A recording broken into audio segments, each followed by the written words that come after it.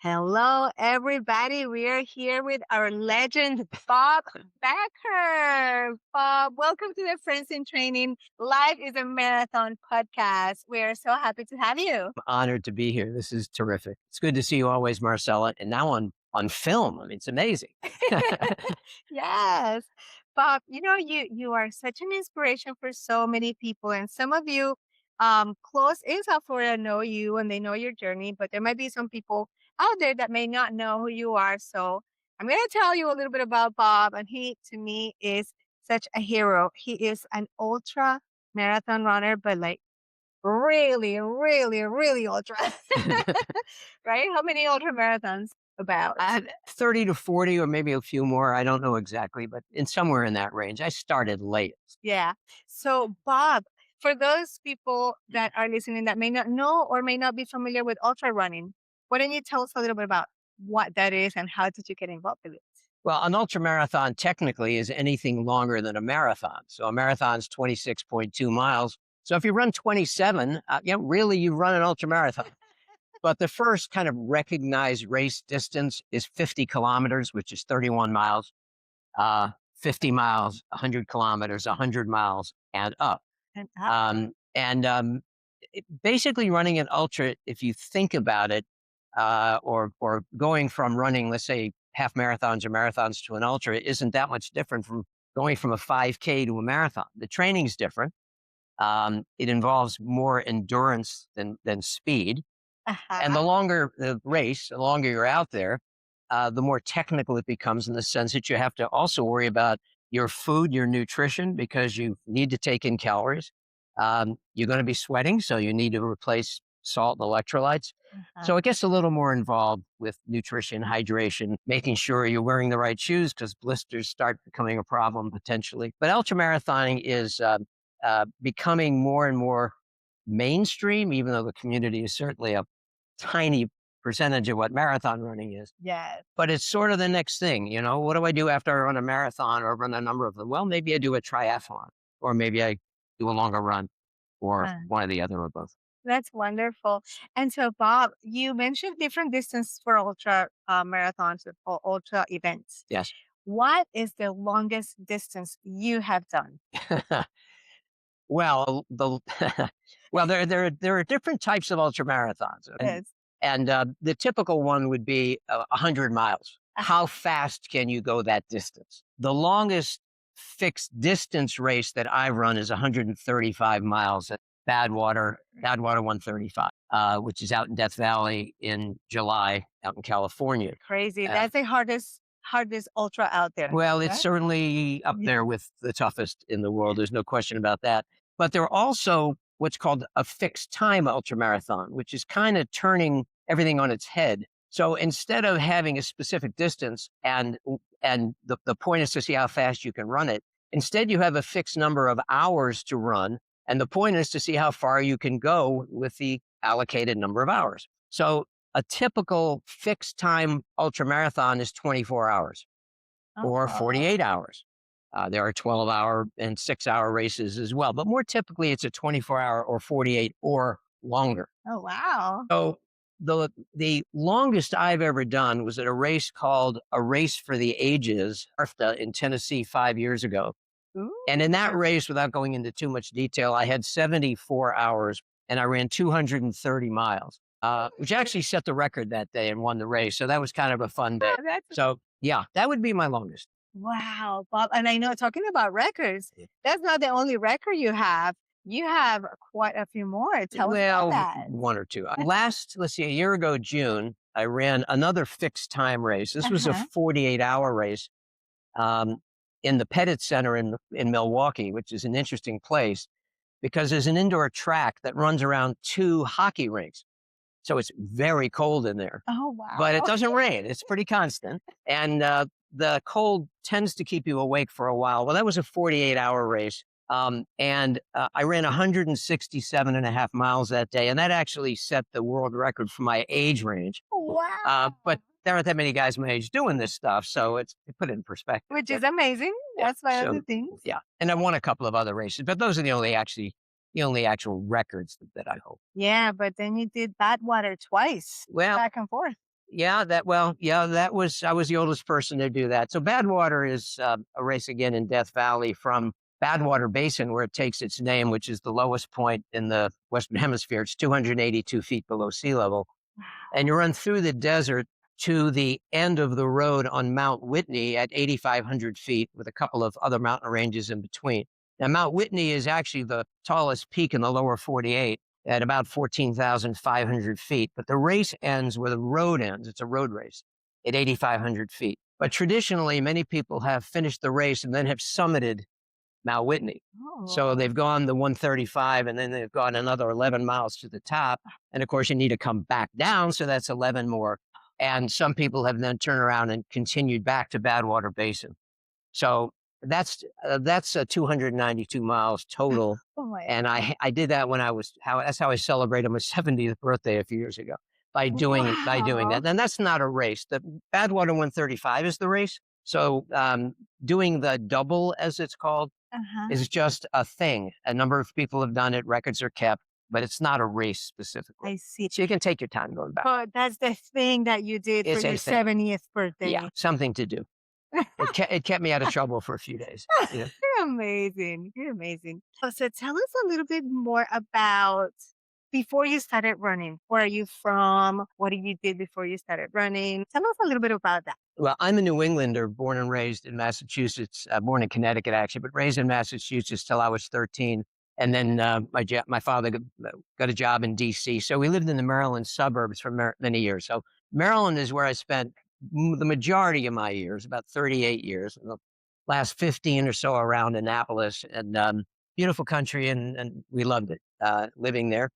Um, I graduated from high school back in '63 and from the University of Maryland in 1970, one of those 7-year guys, with a degree in government and politics. And I love politics. I thought I was going to get involved, and I worked on the Hill once upon a time.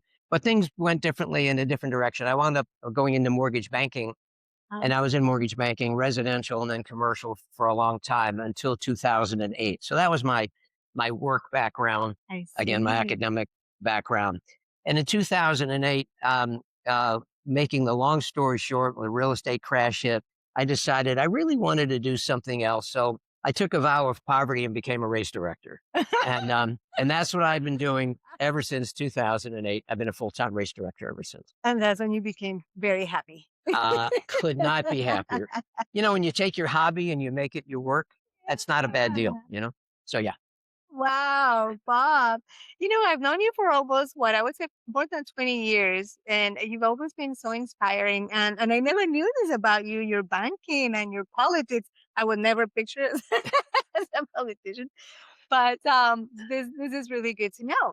So, Bob, how about so this podcast is called Life is a Marathon, right? And we have our best miles and our not so good miles. And so I wanted to ask you, what are some of the highlights of your life journey, your best miles that you can think of right now? Well, um, strictly running or all in? In general, all in. Let's go all in. Well, I actually made a little cheat sheet because I was anticipating some of the questions you might ask. So I Oh, made a couple of notes. good.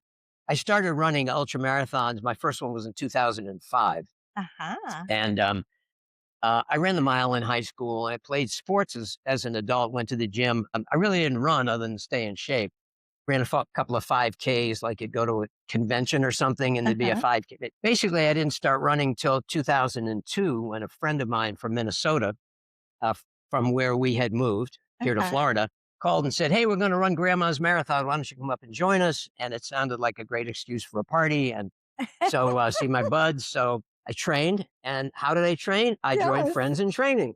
So I literally went to Running Wild and bought a pair of running shoes Uh-huh. and said to the people there, "What do I do now?" And they said, Join friends in "Friends in training. training." So I joined Fit. Fit got me ready. Yeah. I ran Grandma's, and it was going to be a one and done. But I actually ran well. I qualified for Boston. So I said, "Wow, Wow. I've got to run Boston." Of course. So I wound up then kind of running with a different group later, later in the year, preparing for Boston. Yeah. And I did that. And then the next year, one of the guys I ran with on Saturday morning said, "Did you ever hear of the Marathon de Sable? It's an ultramarathon." And Uh-huh. my response was, "What's an ultramarathon?" Right. Because 20 years ago, nobody knew what an ultramarathon was. Right? So I looked it up, and yeah, this was a 155-mile race in the Sahara Desert in Oh Morocco. And I my said, goodness. wow, Wow. the next time this race is held in 2005, I'm going to turn 60, and Jared my buddy who mentioned it, is going to turn 40. So I said, why don't we do something special for our birthday? Oh my god, so I see you started at 60 then, the That's 70, and then see, that's why I still have legs, because I didn't start for quite a while. Bob, But this is gonna be a big year for you. What are we doing? yeah, this is going to be a big year. So I got to tell you, Jared's wife hasn't spoken to me since, because he gets the bug, and so did I. But I just totally fell in love with the sport. It was just the camaraderie. Everybody doing this stuff is a type A anyway. Of course, you want to win, so you're competitive. Yeah.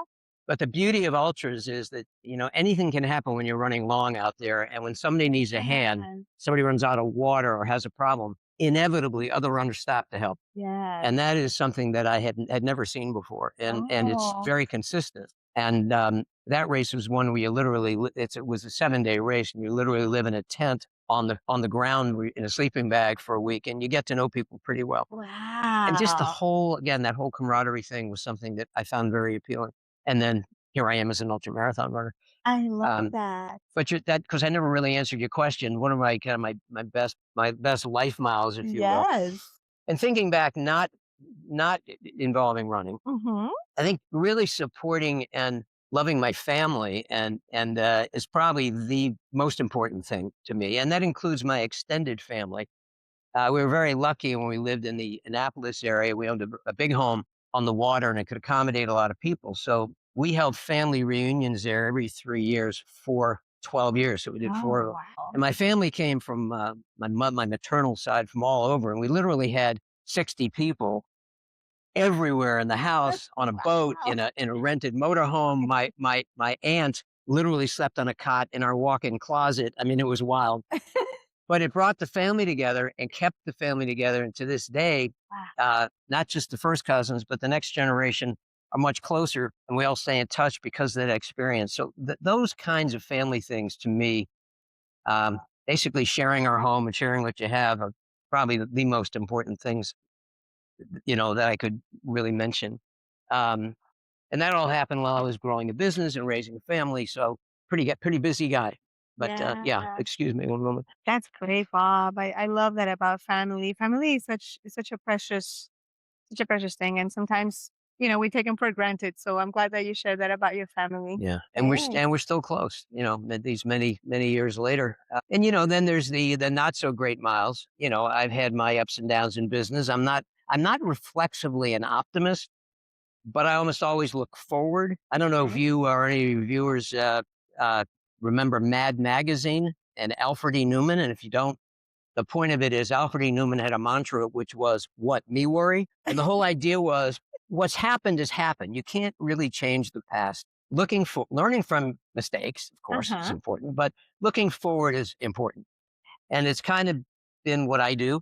And even when I had prostate cancer in 2006, Oh, wow. I always looked very positive. I always felt positive and looked forward. And, we're almost at 20 years and I'm still hanging in there. So, I guess for me, while there have been down moments, I've always, again, tried to learn from them, but focus first on good health before you do anything else. Right. Preventive medicine is something I've always been a very uh, big advocate of and still am.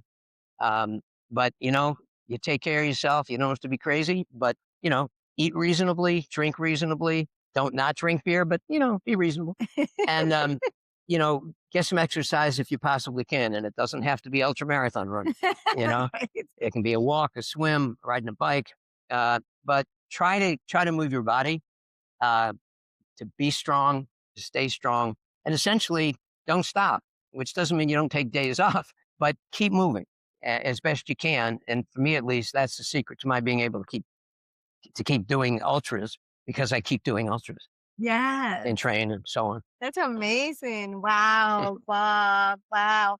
Cancer survivor. That's very meaningful too. You overcame, and tell us a little bit about that. Like how Well, was that? I was very lucky in this sense. No, my I was not lucky in that my father died of prostate cancer. Oh, So I was very aware that it was something I could be susceptible to. in that sense, I was lucky because I started testing when I was 40 years old and had Oh. tests done twice a year. And Mhm. when there was the concern that I might have cancer, I had a biopsy done, and I was very, it was very, they caught it very early, and I was able to have surgery. It was encapsulated, basically means they got rid of the whole thing.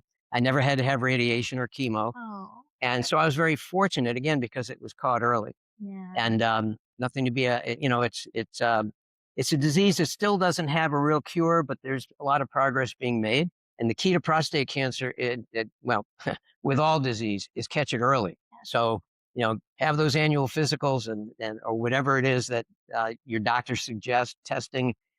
Catch it early. Don't be afraid of it. You're going to get it. You're going to get it. Catch it early and deal with it early, and you'll survive, or you certainly have a much better chance. And I'm certainly living proof as an example of that. Yes. I'm so glad you shared that, Bob, because there's so many people out there that get caught up in their daily activities, and the last thing they think about is going to the doctor and get their annuals done. And so we want to encourage everybody to get whatever it is, whether, it's your prostate or even for the ladies, your mammograms, You bet. anything that has to do, do not, do not, do not forget your yearly testing is super important. If you can catch it early, you can treat it and you can live to run ultra marathons. That's right. Come on Yeah. down. Bob, and I know that's very close to your heart because as a matter of fact, some of your races, the Keys 100, it's it also you contribute to the prostate, right? To the foundation. Yes, Yes. we Tell raise a us. lot of money actually now for the last most of the years of the race to the Cancer Foundation of the Yes. Florida Keys that supports other types of cancer and screenings as well. They do an amazing job. But yeah, near and dear, obviously. So yeah, Yeah, that's great. Wow. Well, thanks for sharing that, Bob. sure. And now talking about the keys. So tell us, how did the keys become such a thing, you know? Well, like I said, my first ultra was in 2005, Yeah. and then I had prostate cancer. I wound up with a fractured femur at one point Oh. in that same period. So by the time I recovered and started running again, 2007, I wound up running a number of long races, and again with this friend Jared and other people, I said, there are very few ultras in Florida and none in South Florida. Uh-huh. And I wonder if it would be viable to have an ultramarathon in the Keys because it's, pretty spectacular place, right? So in 2007 in April, and five of us went down there with a group of supporters, crew, and we stayed at the Marriott at mile 104. Mhm. And we get up the next morning and we said, okay, let's go to Key West. So we ran 104 miles to Key West just to Oh see my God. if it would be a reasonable thing to do. We could put a race on it. It would make sense. And we concluded that, yeah, it could be pretty neat. So it could be. So 2008 was the first year of Keys 100. I, at that point, again, became the race director, having absolutely no idea what I was getting myself into. Somehow we managed, and 31 people showed up. Wow. Boy, did we learn a lot. So we ran from Key Largo to Key West, 100 miles, and added a 50-mile option from Marathon to Key West. So the Yeah. race finished in Key West. And over the years, the race grew. I think we went from 131 to 310 to over 500 and so on. And the races, this will be the 17th year for Keys 100. Wow. And it's pretty much leveled off around 900 runners a year. Our 15th, was it our 15th? Maybe it was our 10th, I lose track. And I think our 10th year, we wound up pretty cool. We decided to have a particular celebration. And oh gosh, I'm going to forget the name of the band. Oh, Sister Hazel. I'm sorry. Yeah. So, long story short, is the band Sister Hazel. A lot of people know, and they're great. And they've had a lot of hits over the years. Decided to come and run Keys 100. One of their band members ran ultras, but none of the others were runners at all. So they decided to create because we also offer a relay team option, as you well know. They created a relay team and Wow. recorded all their training and everything. And it was kind of fun for them. They came down, they ran the race, and then they put on a free concert on a Oh. rooftop of a brewery down there in Key West, which was like the coolest thing ever. And we had 1,100 people that year. So that was pretty special. That was really a lot of fun. So yeah, it's been very, very gratifying over the years. We brought a lot of new people into the sport. And actually you're an example of what I'm about to say. So the relay is 6 people running 100 miles Yes. and they don't have to run the same number of miles. it not only is a lot of fun to run a relay, Mhm. but it also introduces people to ultramarathon runners because basically you're running alongside these people. Right. And so often relay runners say, wow, if that person can do it, maybe I can do it. It becomes inspirational. And my friend Absolutely. Marcela started running relays at the Keys. And one year decided she would run 100 miles and did it and finished I did her it. 100-mile race. And the only thing is I remember that you had trouble with was your toenails So became a problem. Otherwise, you killed it. yes, I'm an ultra marathoner thanks to Bob. It was wonderful experience. I run my share of ultras too, maybe 6 or 7, a few 50s, and the 100, which I want to do it again. See when. But Anytime. yes, but I have to say that for those of you who've never tried a relay, oh my God, the Keys 100 relay is so much fun. Like he said, you can run different amount of miles. You don't have to run all the miles, or you could do 2 miles at a time, yes, or 3 miles at a Yeah. time. Yeah. There's specific points where you do the exchanges, but it's so fun. So if you've never tried it, I highly encourage you to do it. This year, what's the date of the race? It's always the third Saturday in May. So it's Uh-huh. May 17th. Yes. And the website where all the information is and where you can register is keys100.com. Real simple. Keys100.com. Yeah. So get your team ready. Yeah. And hey, if you are a marathoner and you want to try to challenge yourself a little, hey, maybe try the 50K. We have a 50K too, Yes, right? there's a 50K, 31 miles, and a 50 miler and a 100 miler. And the 100-mile relay, and also which is 6 runners, and a 50-mile relay is 3 runners. So there are a lot of options. Yes, And definitely. do I get to plug another one of my races? Absolutely.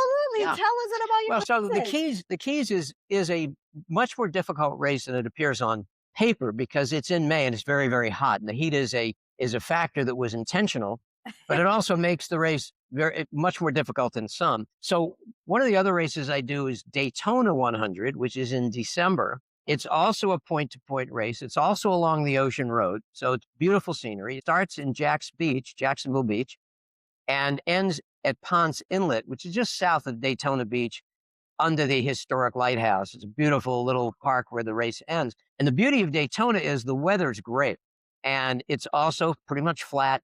It's a very, very good first ultramarathon or a place to Yeah. set a PR, set your personal best. Again, we offer 100 miles, 50 miles, 50K, and a relay. Mm. So I just wanted to mention that. And if I may, I don't Abs even think you know about this one.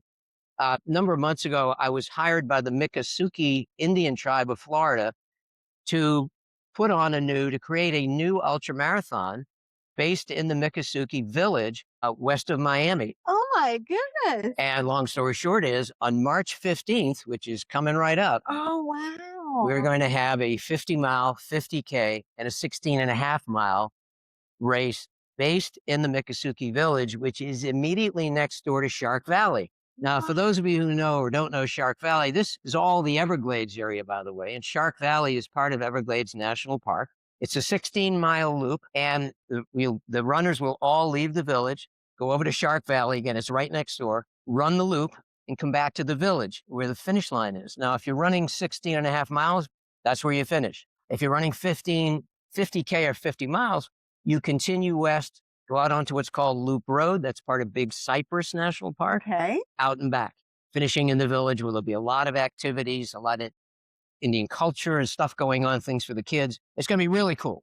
So the inaugural is March 15th, and you got nothing else better. Oh, and by the way, there's a 5K too. So Oh, come on out and check it out loud. Check out the village. that sounds great. Well, we gotta talk about this, get more information and the link and everything else. Yeah, And maybe we'll come down there on if March I may. 15th. That would be The great. race is called the Miccosukee Glades Runner. Glades Runner. So the website is gladesrunner.com. It's all right there. Latesrunner.com. Gladesrunner.com, folks. Awesome. Wow, Bob, that sounds so cool. Okay, so you did mention Shark Valley. Yeah. And I've never been there, but I hear there's a lot of alligators. There's a reason why I haven't been there. So Yeah. are there gonna be alligators in this race? There may be. Sometimes you see them. They don't eat much. Yeah, they are so used to people Maybe being just out an there. arm or a leg. That's it. Just kidding. You've got 2 of each. But yeah, no, there are a lot of alligator sightings there, but you may or may not on a given day, and they're really not going to bother you. Yeah. There are a lot of people ride their bikes or run out there or take a tram ride with which is also an option. At the foot of the loop, if you will, halfway down, there's a big tower, so you can climb up the tower and get a really incredible view of the Everglades. You can see forever. So Wow. it's kind of a neat place. It's wonderful. Wow. Sounds really good. We got to check it out. So, right now, you got three races going on: Right. the Kiss 100, the Daytona 100. All of them have different distances. Is it a relay in Daytona? Yes, it's also a 100-mile relay, but that's a four-person relay to make it a Oh, little more like an ultra. I So where keys see. you up to 6 people, so 4 people. Yeah, Uh, yeah. No relay, and lots of aid stations, lots of good support, but just the 50-mile, 50K, 16 and a half mile, and 5K. Those are the four options. Very cool. That's great, Bob. Wow. This has been awesome. So, I have a couple more questions for you. Sure. And so, what would you, in all your experiences, like, what would you say your most memorable time, either in a race or something that was like really, really special to you? Well, again, I have a cheat sheet. You don't mind, do Not at you? all. Well, I, I will say I was thinking about what are my favorite events. Yes. And actually, my favorite events are the ones that I produce myself because Ah, I there's no greater joy than seeing runners finish a race and see that sense of satisfaction on their face and exhaustion too, yeah. and knowing that they have bragging rights forever. I mean, to me, that is as gratifying as it gets. But as far as Wow. my own races are concerned, I love the Badwater series of races. I've run Badwater itself, Badwater 135, 5 times, and have just applied to run it again this year. I'll know on Saturday if I get in, Oh my to goodness. try to become the oldest person to finish the race, but we'll see. Um, and I love stage races. Now, I mentioned the very first one I ran was Marathon des Sables in Morocco. Right. And a stage race is one that's over a series of days. Uh-huh. And each day is called a stage. And Marathon des Sables is 7 days. You run an average of 25 or 30 miles a day each day. Um, I love stage races. They're a lot of fun. Trans Rockies, Grand to Grand. There are a number of them. And the other ones I really like are these fixed time races I mentioned, X Yes. number of hours. How many miles can you go? And my favorites there were probably A Race for the Ages and 6 Days in the Dome because I did so well at both of those. And one of my other favorites is Javelina 100. Now, Javelina 100 is a trail race in Arizona, the Ooh. closest Saturday to Halloween. And it's an amazing race because it's a huge race. It's a big party. Some people run literally 100 miles in costume. Oh my And goodness. ultra runners who you see once in a while, people Uh-huh. from out west who run trails and never come here to Oh, run a road cool. race, they'll Uh-huh. be there. So you see old friends, and so Javelina is always a lot of fun. But my most memorable, um, well, probably the most disappointing in terms of memorable, Okay. was the one and only time I was able to get into Western states, and I got there 4 or 5 days before to acclimate because Uh-huh. it's at altitude. And I wound up getting sick. And so I had a lung infection. Oh, I show up at the starting line, which I shouldn't even have done. And I had to drop at the first aid station at 30 miles because I missed the cutoff. So that was absolutely one of the most memorable events, and not in a good way. Um, but I think the most memorable has to be a race I ran in China almost 10 years ago now called the Mount Gaoligong Ultra, which was a race in the mountains in a preserve area in the far southwest of China in wow. Yunnan province near the Myanmar border. And it not only was a spectacular race in and of itself, where we Americans were treated like uh, just so well, it was unbelievable. But Wow. there's a lot of history there because in World War II, the Americans fighting with the Chinese on the ground stopped the advance of the Japanese in that area and kind of turned the tide of war. And supporting them was the American Army Air Corps, who were dropping bombs. They were actually mostly stationed in India and flew over the Himalayas, over the hump, as they called it, to provide that support. And one of the people in one of those B-25 Mitchells was my father. Wow. So even today, I get very emotional when I talk about it. But literally 75 years before, had I looked up in the air, my dad would have been there. So Oh my god. yeah, so it was pretty amazing. And the people in that area revere Americans for having liberated their area along with their own people, of course. So it was a very, very special race. That's Yeah, beautiful. Thank you for they choked up. sharing that. I know. Wow, that's so meaningful. Wow, thanks for sharing You're welcome. that. You're welcome. Oh, so Bob, is there anything else that you would like to share before I ask you some final questions? Uh, Anything else? I don't know. I think maybe I've talked enough. But yeah, this I love doing these things, and it's great for me because there are a lot of years to cover here, and it brings back things that I kind of in the old deep memory and I forget about. And when, Uh-huh. especially a question like the one you just asked, where what were some of the most memorable things?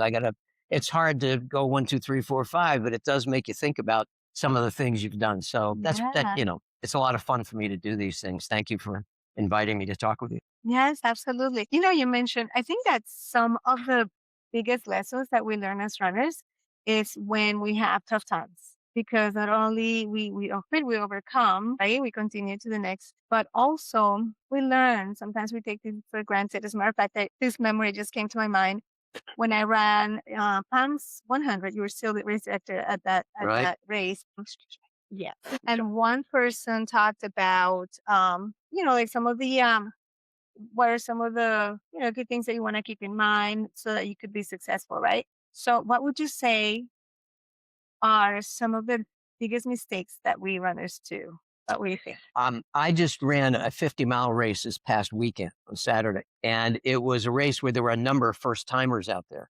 And the biggest issue, and it was certainly not across the board, but in a lot of cases, was a complete lack of understanding of what was involved. Like Oh, I've run a marathon. So what's another 50, 25 miles or 30 miles?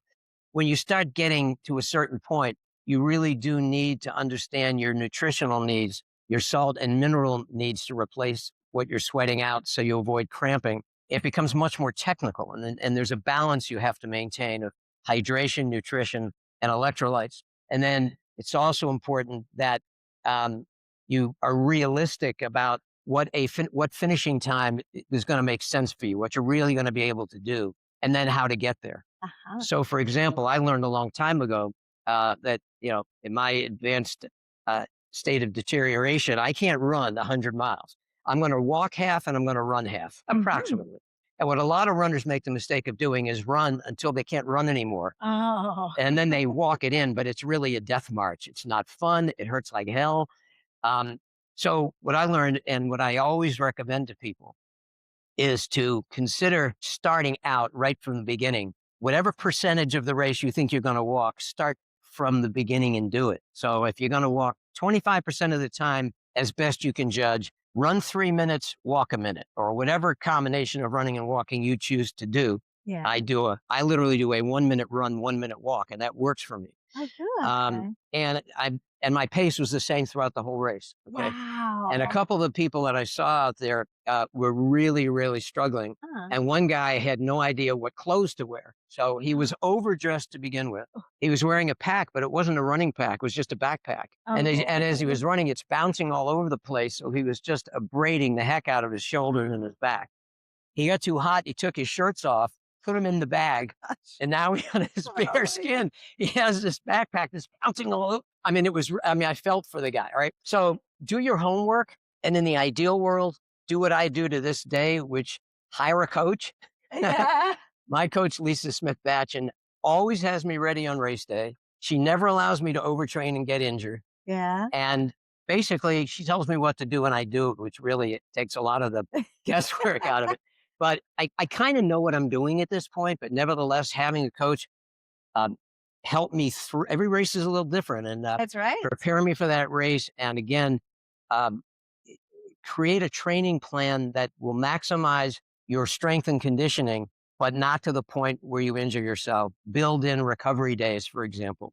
I highly recommend that as well. So that's my advice. Recovery days are You huge. bet. And yeah, you mentioned the importance of a coach. I agree with that. And so Or it can be a group environment like yeah. Fit. Oh, Bob, this has been such a great time. Is there anything else that you would like to share with our runners and the people that are watching? Just in general, not only running, but just in life, some words of wisdom. Like what do you think about when you're out there for hours and hours? Well, that one I Can't can do answer. That one I can answer. I'm not sure. I'm not sure about the life coaching, but that. other than maybe what I've always, other than what I said before, which is whether running is your thing or not, start with paying attention to your health. Yes. You know, make sure your diet is reasonable. Create some balance in your life in all respects, and you're going to be good to go. Okay. Um, God, what was the question? I don't remember. What do you think about when you're out there? Oh yeah, what do I think about when I'm out there running? Well, I'll tell you what I'm not doing is writing the next great American novel. I mean, that's not where my head is at all.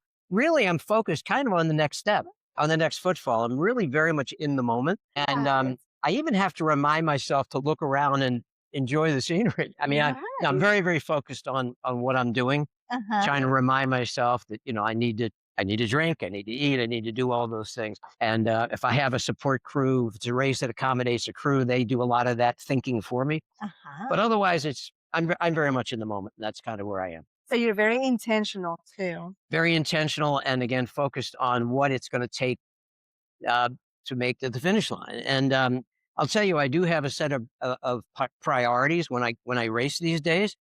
The first one is to come back alive.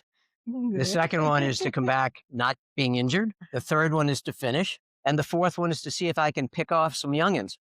And they're all youngins, right? And I'm almost always the oldest runner out there. But yeah, so it's, I'm always looking to finish a race. And the other thing, this one is important.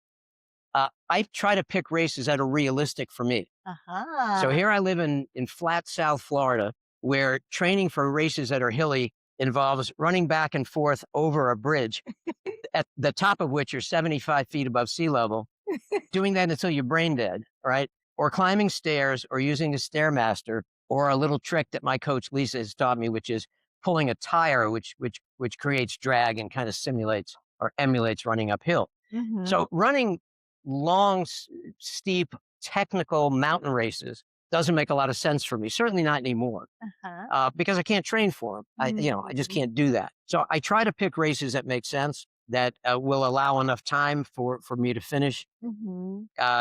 that that have some other kind of appeal, which is generally speaking the scenery or the people I know who will be there, or in a location that where I'd like to go where I haven't been before, Right. or where my family is. So Aw. being picky about the races you choose to run makes sense too. At any age, there are lots of races to choose from. That's Yeah. great. Yeah, So yeah. pick a winner, right? Yeah. Pick one that fits for you. So Bob, you told us about your 60th birthday and your 70th birthday, and you have a big birthday coming up this Yeah, year. I do. Any plans? Well, other than run Badwater, yeah, Oh, and yeah, have my kids come gather around. No, I just another day in the life. I love it. Well, thank you so much for your time and for all your words of wisdom and for sharing your experiences with us. I want you to know that we love you and you're such a legend. You're so inspiring. So many people look up to you, including myself. You're so kind. Thank Thank you. This was you. an absolute pleasure, Marcella. Thank you, Bob. Thanks for the opportunity. Yes, of All course. right. And you guys know, so Kids 100, Daytona, Mikosuki. Let's do it. Thank you, Bob. See you out there. See you out there. Bye.